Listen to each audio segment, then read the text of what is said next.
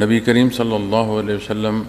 جب جلوہ افروز ہوئے میدان بدر میں اور معرکہ بدر جو ہے وہ برپا ہوا، اللہ جل شانہ نے مسلمانوں کی امداد کے لیے فرشتے جو ہیں وہ بھیجے، اور یہ وہ موقع ہے جس کی مثال ہر پہلو سے ملتی ہے، اس لیے کہ جہاں آپ صلی اللہ علیہ وسلم کا فرمان ہے، اللہ جل شانہ قرآن کریم میں ارشاد فرمائے، وہ جو ناقد ہیں ان کے لیے بھی بے شمار شہادتیں ہیں، اور وہ کیسے کہ اگر وہ مسلمانوں کے لشکر کے ضمن میں روایات دیکھنا چاہیں تو بھی میسر ہیں، اور وہ جو مقابل کھڑے تھے ان سے بھی جو روایات ہیں وہ بھی میسر ہیں، بلکہ قرآن کریم نے تو شیطان مردود کے وہ الفاظ بھی بیان فرمائے ہیں کہ جب اس نے بھاگتے ہوئے کسی بڑے جری جو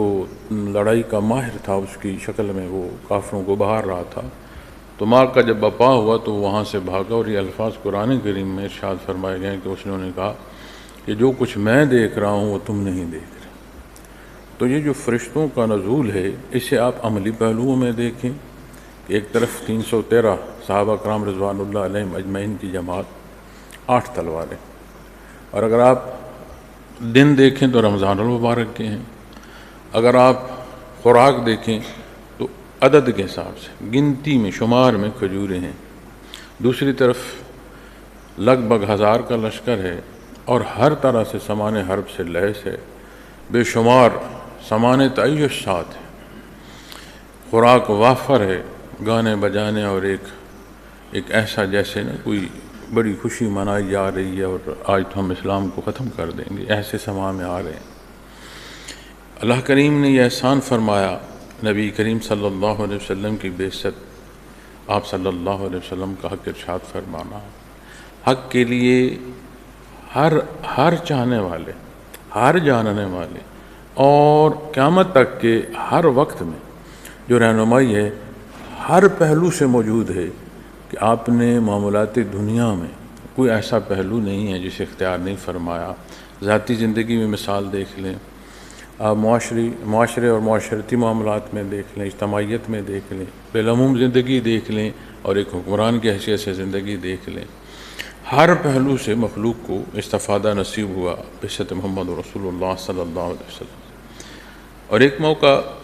جب آپ کا دار دنیا سے آپ نے پردہ فرمایا تو آپ کی عزیزہ جو ہیں وہ رو رہی تھیں، اور انہیں عرض کیا گیا، صبر کی نسبت انہوں نے فرمایا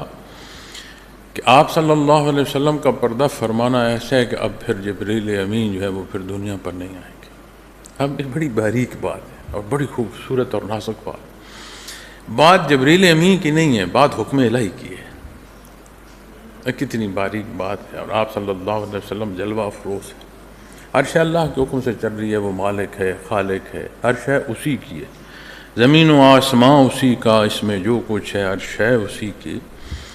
اب اس کے حکم سے ہر شے چل رہی ہے، لیکن پھر جب کوئی اس کی مخلوق آپ کے حضور سوال عرض کرتی ہے، کہیں آپ دعا فرماتے ہیں، آپ نے آسمان کو دیکھ کر رب کائنات نے اسے بیان فرمایا کہ آپ کا بار بار آسمان کو دیکھنا اللہ کریں گے۔ کتنی ہی پہلوؤں سے معیت باری تعالیٰ جو ہے اس کا اظہار فرمایا گیا، ارشاد فرمایا گیا۔ بالعموم سوال عرض کرنے پر جواب اللہ جل شانہ کا فرشتہ لاتا ہے، جواب اللہ عطا فرما رہا ہے، تو یہ کتنا بڑا کرم اور احسان ہے مخلوق پر۔ ہمیں ان باتوں کی نزاکت اس لیے نہیں سمجھ آتی کہ جب ہوش سلامت نہ ہو نا تو ہیرے یا پتھر کی پہچان نہیں ہوتی۔ ہوش سلامت نہ ہو تو جو اوڑھ رکھا ہے اس کی دھاگے کی تند کتنی نازک اور کتنی قیمتی ہے یا کتنی عام ہے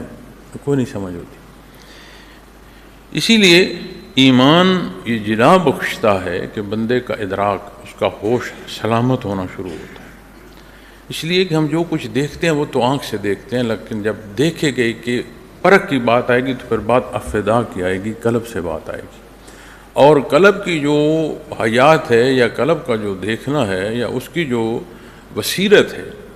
اس کے لیے ایمان لازم ہے۔ جیسے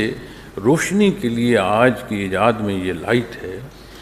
یا پرانے یا قدیم زمانے میں دیا ہے، تو دیے کے لیے آگ نہ ہو تو دیا اپنی حقیقت کھو دے. اسی طرح